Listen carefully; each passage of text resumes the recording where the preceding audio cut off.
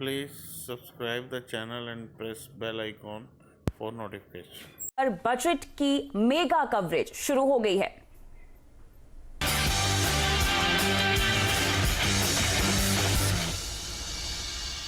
भारत में बड़े विदेशी निवेशकों के लिए रास्ता आसान करने के मकसद से बजट में खास ऐलान हो सकते हैं। सीएनबीसी आवाज को मिली एक्सक्लूसिव जानकारी के मुताबिक सरकार special window for financial investors facilitation यानी स्विफ्ट का ऐलान कर सकती है।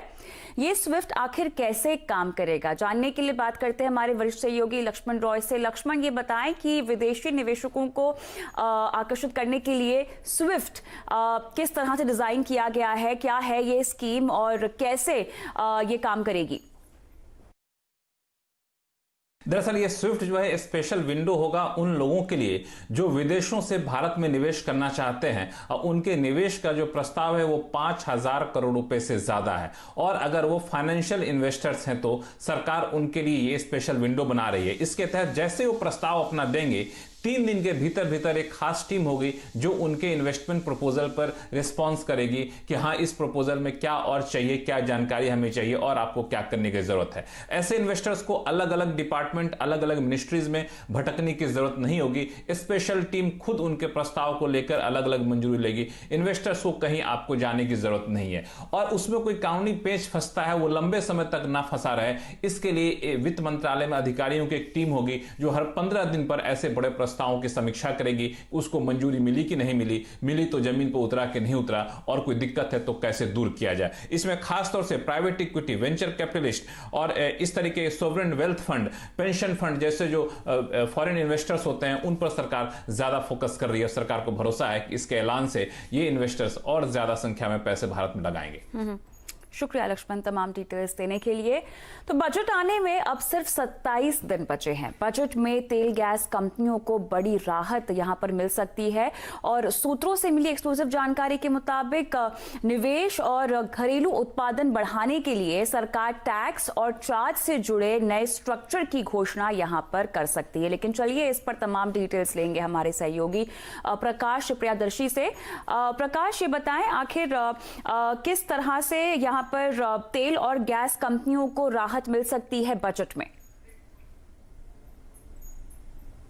आगामी बजट में ऑयल एंड गैस उत्पादन करने वाली कंपनियों को बड़ी राहत मिल सकती है। सूत्र हमें बता रहे हैं कि पेट्रोलियम मंत्रालय ने कोरोना के बाद जो स्थितियां पैदा हुई है उसको देखते हुए इंडस्ट्री के साथ चर्चा की है और कई तरह की सिफारिशें जो हैं वो वित्त मंत्रालय से की है, जिसकी घोषणा बजट में देखने को मिल सकती है। सबसे बड़ी सिफारिश जो की गई हो, ये कहा गया है कि घरेलू निवेश को बढ़ाने के लिए जो मौजूदा सेस और रॉयल्टी से जुड़ा जो स्ट्रक्चर है उसमें बदलाव करने की जरूरत है।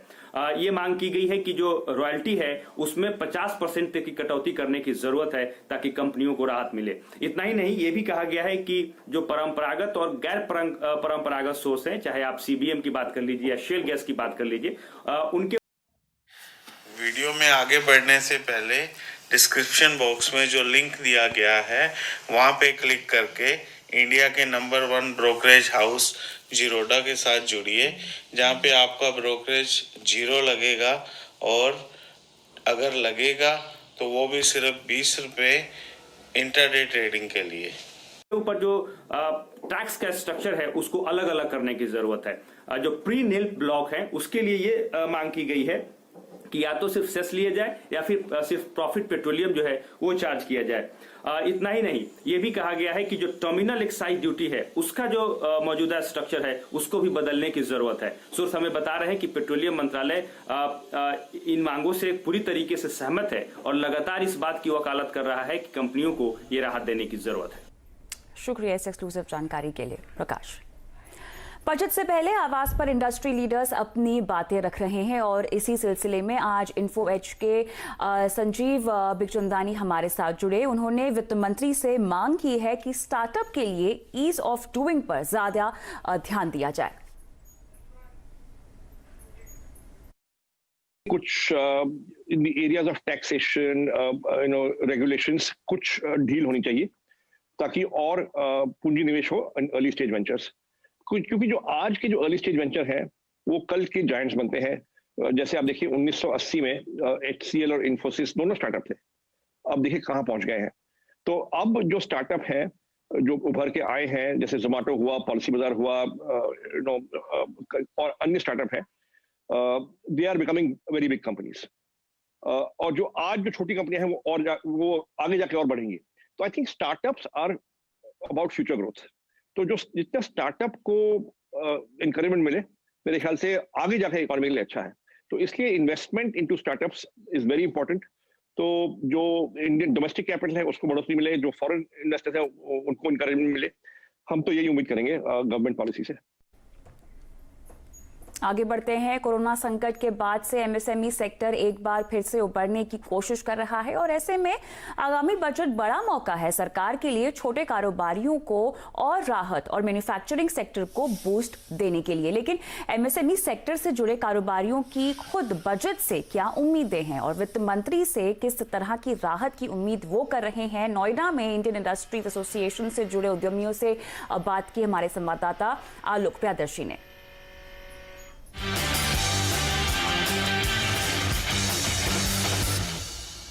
प्रधानमंत्री मोदी ने कई मौकों पर कहा है कि देश को मैन्युफैक्चरिंग हब बनाना है और इसीलिए सरकार का पूरा फोकस एमएसएमई सेक्टर की तरफ से है।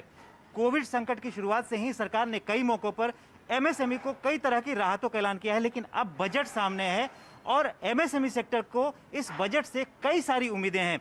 इसलिए ये जानने के लिए हम सीधे पहुंचे हैं नोएडा के एक इंडस्ट्री इलाके में, जहां पर हमारे साथ तमाम एमएसएमई रिप्रेजेंटेटिव मौजूद हैं जो कि बताएंगे कि बजट में उन्हें क्या चाहिए ताकि देश वाकई में एक मैन्युफैक्चरिंग हब बन सके। सबसे पहले बात करेंगे कुलमणि गुप्ता जी से। कुलमणि गुप्ता यहाँ पर आईआईए के प्रेसिडेंट हैं।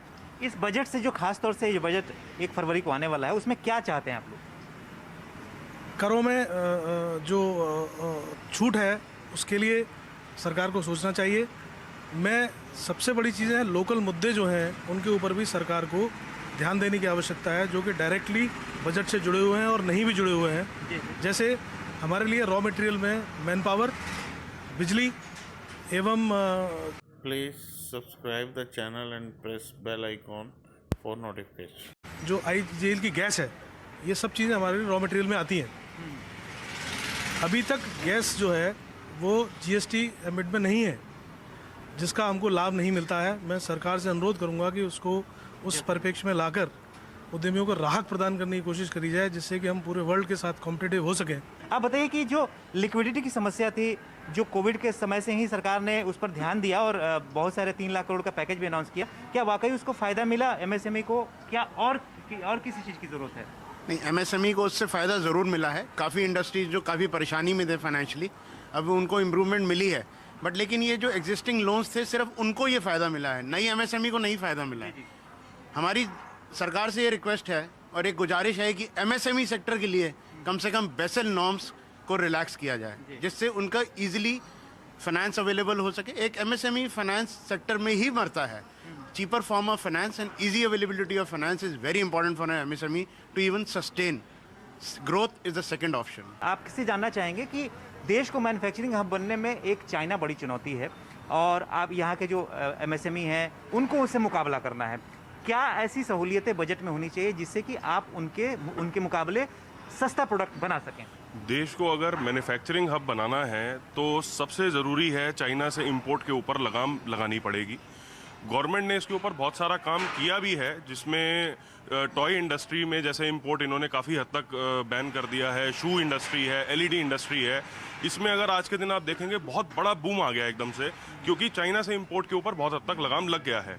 सिर्फ इसी तर्क के ऊपर अगर और भी इंडस्ट्री के ऊपर ऐसे इंपोर्ट के ऊपर थोड़ा सा अगर कुछ लगाम लग जाएगी तो अपने आप इंडिया एक मैन्युफैक्चरिंग हब बनने के स्पेसिफिक आप क्या चाहते हैं बजट में? इंपोर्ट ड्यूटीज़ के ऊपर में कुछ ना कुछ वर्किंग की जाए कि जो एसेंशियल है उसके ऊपर ड्यूटीज़ नॉर्मल रखें, बाकी जो नॉन एसेंशियल है जो इंडिया में बन सकता है उसके ऊपर ड्यूटीज़ बढ़ाई जाएं या उनके ऊपर रोक लगाई जाए। ये बताइए कि बजट में सामने है 1 फरवरी को है, क्या एमएसएमई को और सहूलियतें चाहिए जिससे कि एमएसएमई एक देश में मैन्युफैक्चरिंग हब का सपना पूरा कर सके और साथ ही साथ चाइना से कम्पीट भी कर सके? सर सबसे पहले तो ये GST का इनको और अभी सरलीकरण करना पड़ेगा।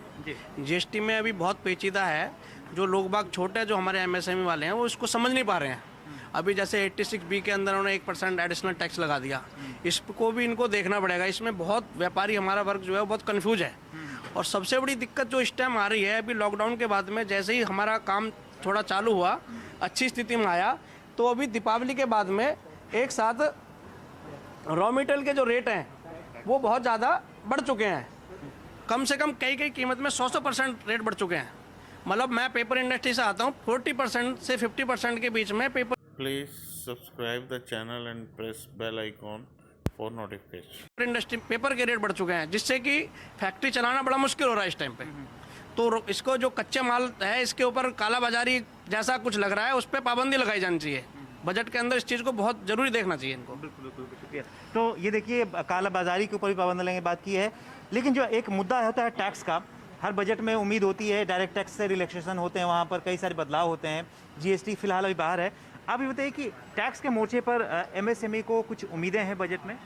एमएसएमई बहुत छोटी सी है उसके अंदर, और उसको टैक्सेशन का बर्डन ज़्यादा है, तो अगर इसके बारे में कुछ हो सके definitely that will be help.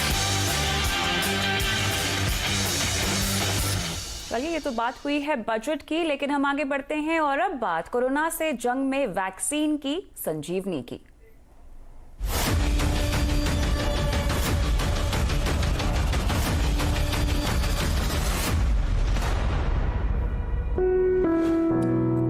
Vaccine के विवाद पर सीरम इंस्टीट्यूट ऑफ इंडिया और भारत बायोटेक का साझा बयान आया है। बयान में कहा गया है कि दोनों कंपनियां राष्ट्र हित में काम करती आई हैं और आगे भी करेंगी। लेकिन चलिए, तमाम डिटेल्स इसी पर लेंगे हमारी सहयोगी दीपाली नंदा से। तो दीपाली, सीरम इंस्टीट्यूट और भारत बायोटेक का जो साझा बयान आया है उसमें क्या कुछ कहा गया है, बताएं।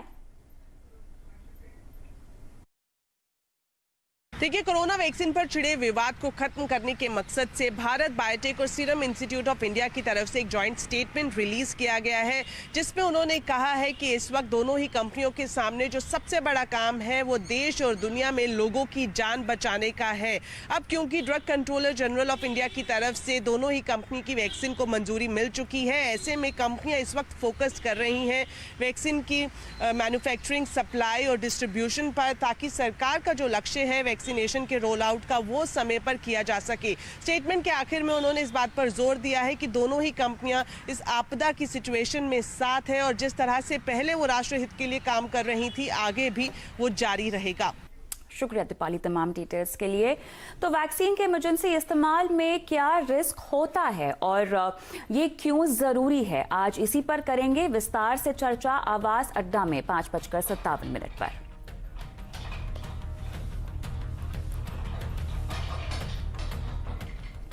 कोविड-19 में पूरे देश ने एक होकर संकट से लड़ाई शुरू की। अब जबकि हम वायरस को हराने की तरफ बढ़ रहे हैं, वैक्सीन ड्राइव में हम सबको अपना पूरा जोर लगाना है। हमारा campaign Sanjeevani a shot of life इस विश्वास पर आधारित है, no one is safe unless everyone is safe. लक्ष्य है हर भारतीय को वैक्सीन का अधिकार मिले और वैक्सीन भी मिले। नेटवर्क 18 के साथ बने रहें। कोविड-19 के खिलाफ जंग में ये कैंपेन एक जन आंदोलन की तरह आने वाले कुछ महीनों तक चलेगा। नेटवर्क 18 और विस्पर ने एक बेहद खास कैंपेन पीरियड ऑफ प्राइड, एक स्वच्छ सोच के लिए हाथ मिलाया है। कैंपेन की शुरुआत क्यों की गई है, ये समझने के लिए कुछ आंकड़े देखिए। 56% भारतीय महिलाएं मेंस्ट्रुएशन को एक टैबू मानती हैं। 42% महिलाएं केमिस्ट से सैनिटरी पैड खरीदने में असहज महसूस करती हैं। 38% महिलाओं ने अपने पीरियड्स को एक चोट या बीमारी के तौर पर देखा। सबसे हैरान करने वाला सच तो ये है कि भारत की पीरियड्स वाली 40 करोड़ महिलाओं में से सिर्फ 20% सैनिटरी पैड का इस्तेमाल करती हैं। हमारा कैंपेन एक कोशिश है नई पीढ़ी को मेंस्ट्रुएशन हाइजीन मैनेजमेंट से परिचित कराने और इसके बारे में शिक्षित कराने की, ताकि जागरूकता बढ़े।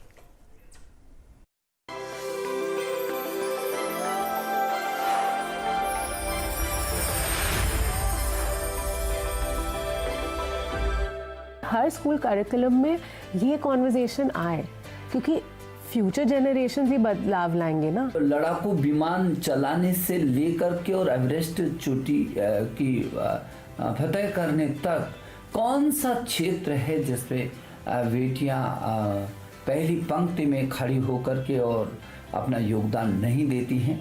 अब उनकी बहुत सारी समस्याएं हैं, परेशानियां हैं। उन परेशानियों और समस्याओं को ये पूरा समाज, जो परिवार का व्यक्ति और समाज के लोग हम यदि महसूस करें तो उसमें कई गुना ताकत और बढ़ जाएगी।